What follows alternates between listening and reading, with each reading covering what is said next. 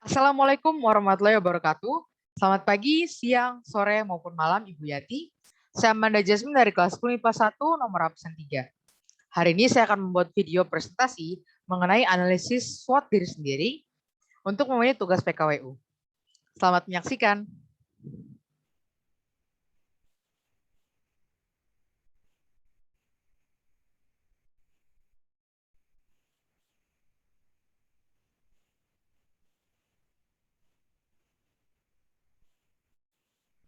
Analisis SWOT diri sendiri, Amanda Jasmine kelas 10 IPA 1 nomor absen 3. Ada pepatah tak kenal maka tak sayang. Oleh karena itu, izinkan saya untuk membacakan biodata singkat mengenai diri saya sendiri. Nama lengkap saya adalah Amanda Jasmine Krisantina Siregar. Saya biasa dipanggil Amanda atau Manda. Saya lahir di Jakarta tanggal 4 Maret tahun 2006 dan umur saya sekarang adalah 15 tahun. Saya adalah anak ketiga dari 2 bersaudara dan pendidikan terakhir saya adalah SMP di SMPK 1 Penambur, Jakarta. Sebelum masuk ke dalam analisis SWOT diri sendiri, kita harus tahu terlebih dahulu apa itu analisis SWOT. Analisis SWOT adalah metode analisis perencanaan strategis yang biasanya digunakan untuk memonitor dan mengevaluasi lingkungan perusahaan, baik lingkungan eksternal dan internal, untuk suatu tujuan bisnis tertentu.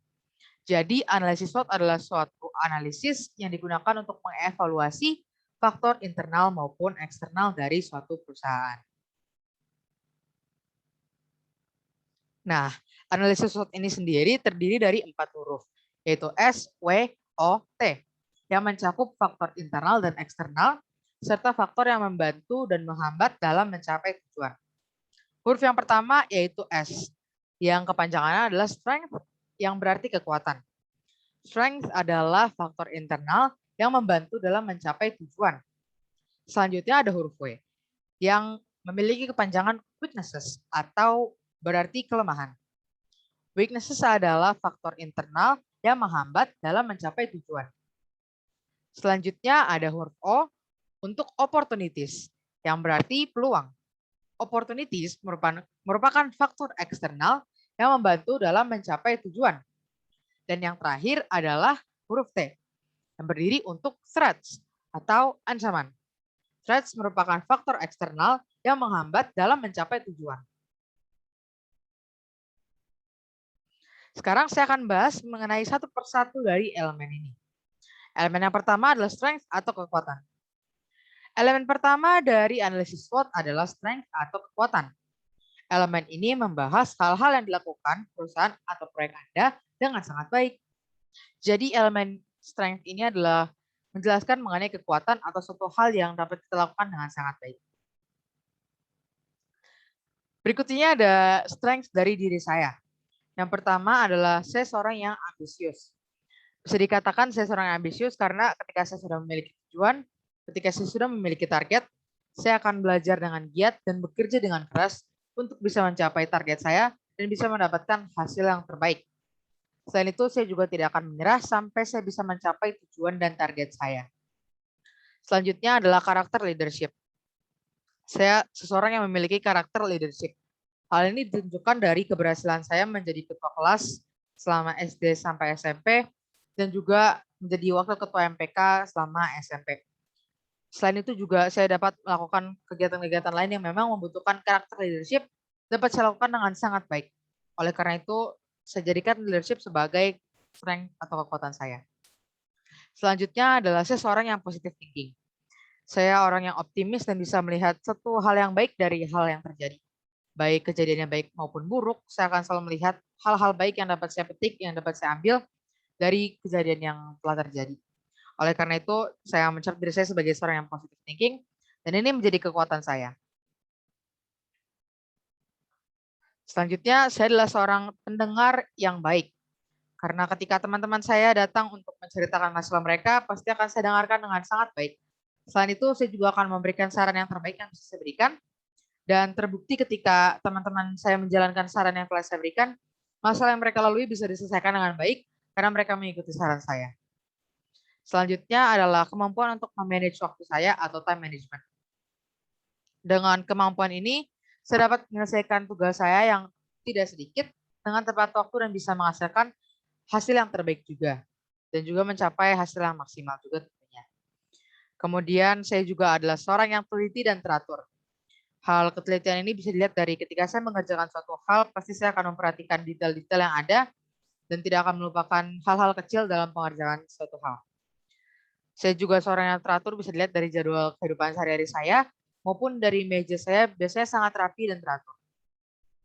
Dan berbagai hal-hal lain dalam kehidupan saya memang sangat teratur.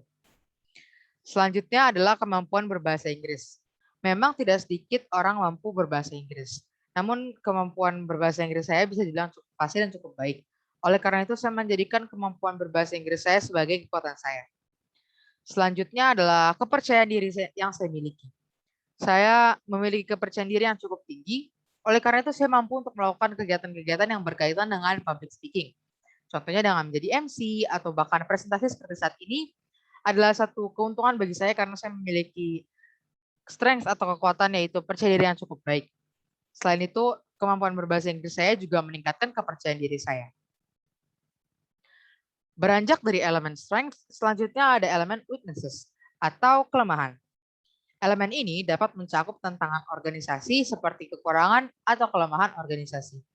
Jadi weaknesses ini akan lebih banyak membahas mengenai kelemahan. Pada slide ini terdapat 6 kelemahan saya. Yang pertama ada procrastination atau penundaan dalam bahasa Indonesia. Seringkali saya menunda pekerjaan yang seharusnya bisa selesai lebih cepat.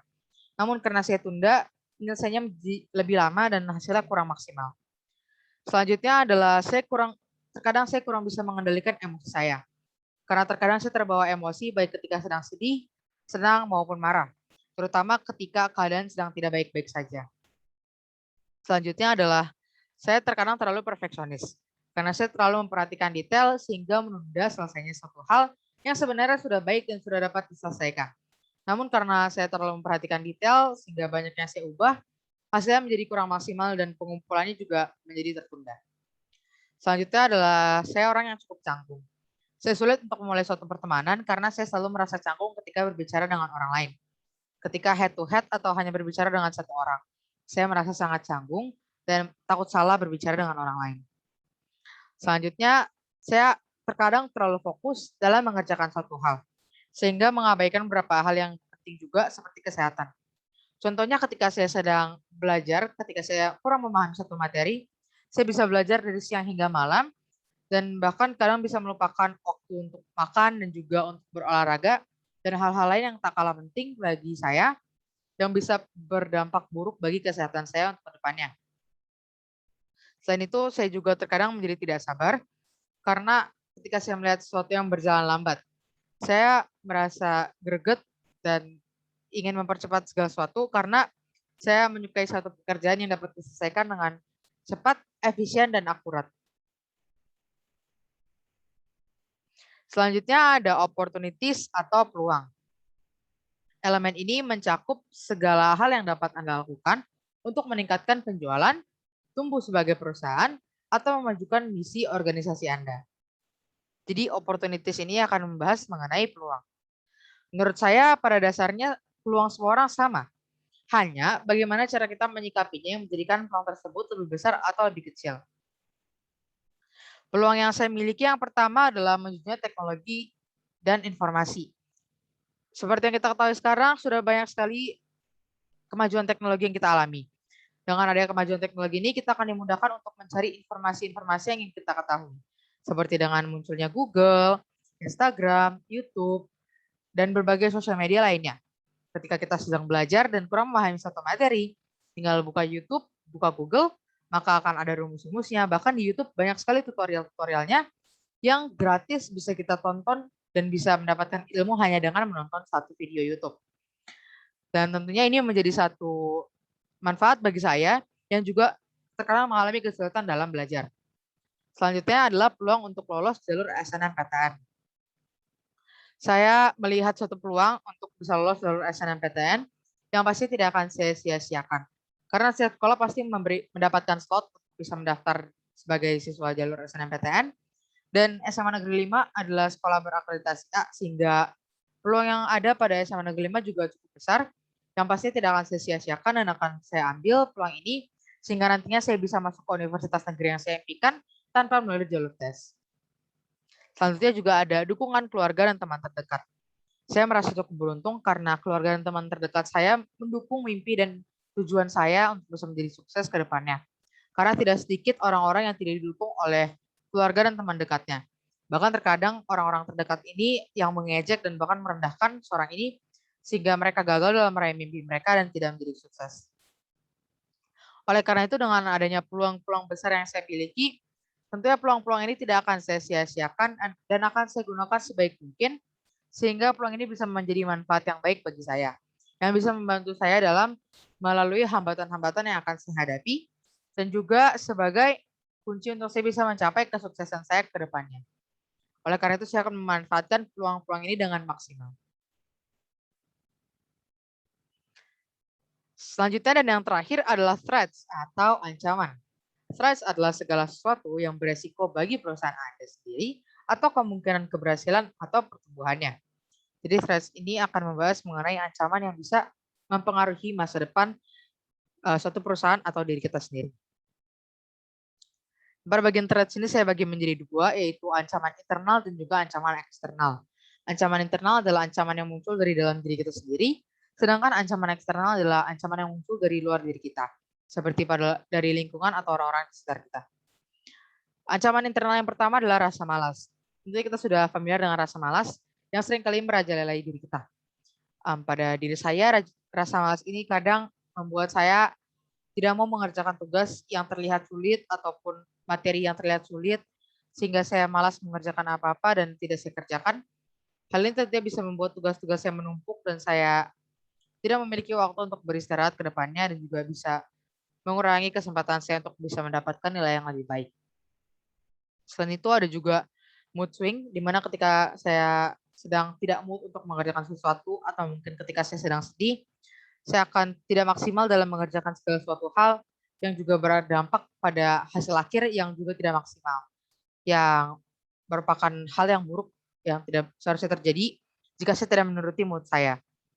Selanjutnya adalah trust issues, adalah di mana momen ketika saya tidak mempercayai orang lain. Jadi ketika ada informasi mengenai dunia luar yang disampaikan oleh orang lain, saya terkadang tidak percaya karena saya memiliki trust issues. Oleh karena itu saya tidak update pada perkembangan dunia luar, dan bahkan saya kadang tidak mau tahu mengenai dunia luar. Selanjutnya adalah eksternal, ancaman eksternal. Yang pertama adalah belajar pesaing. Tentunya ada sangat banyak siswa di seluruh Indonesia ini yang juga mau masuk universitas negeri, yang pastinya juga sudah belajar dengan sangat baik dan mempersiapkan diri dengan baik juga. Oleh karena itu mereka menjadi saingan saya yang juga menjadi saingan yang berat bagi saya. Untuk saingan terdekatnya pasti dari teman-teman satu sekolah dan teman-teman satu kelas. Yang saya sudah lihat juga progresnya, mereka juga belajar dan belajar dengan giat dan juga menghasilkan progres yang cukup baik. Oleh karena itu mereka bisa menjadi pesaing-pesaing bagi saya dan kita harus bisa untuk bersaing secara sehat. Selanjutnya ada orang-orang yang mengejek saya. Biasanya saya tidak menghiraukan orang-orang yang mengejek saya, tapi tidak jarang juga perkataan mereka terkadang terlalu menyakiti hati saya. Sehingga mental saya menjadi down, saya menjadi malas bahkan ogah-ogahan untuk belajar maupun mengerjakan tugas yang bisa berdampak pada akhirnya ketika ulangan ataupun ketika ada tugas yang lain, saya tidak mendapatkan hasil yang maksimal. Kemudian ada juga pressure dari keluarga. Karena keluarga pasti menginginkan saya untuk menjadi seorang yang sukses, namun terkadang ada juga tekanan-tekanan yang membuat saya merasa tertekan dan itu menjadi faktor ancaman bagi saya juga.